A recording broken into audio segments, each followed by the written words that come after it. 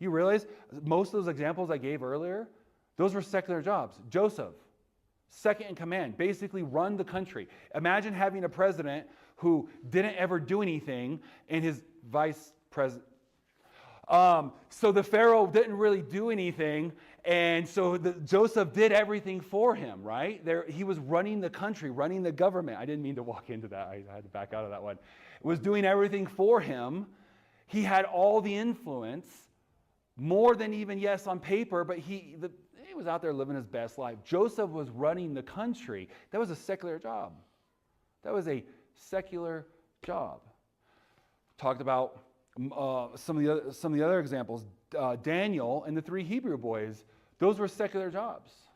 They all had secular jobs. In fact, Daniel did his secular job so well, did such a good job of sanctifying and taking the secular and sanctifying it and making it sacred, that later on in Matthew, when the Star of Bethlehem is in the sky, those wise men, you guys know what I'm talking about, right? Christmas story. The wise men saw the star. They knew the signs that knew that there was a promised Messiah coming. You guys know what I'm talking about?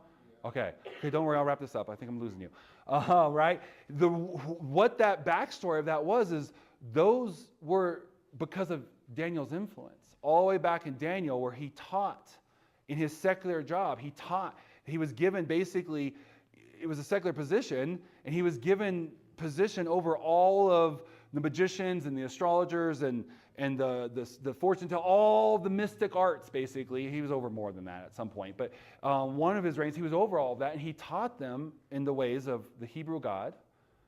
And so they knew, and it was passed down from generation to generation about the signs and the stars. We talked about, how the sky gives the testimony. Adam would have, and all these, they would have used it to teach the next generations, right? Daniel teaches, and he says, hey, here's what's going to happen. And that gets passed down generation to generation to generation. That way, when they all of a sudden go, hey, we know what this means. Something's happening. And those wise men travel. That comes from Daniel being so good at his secular job, it was sanctified.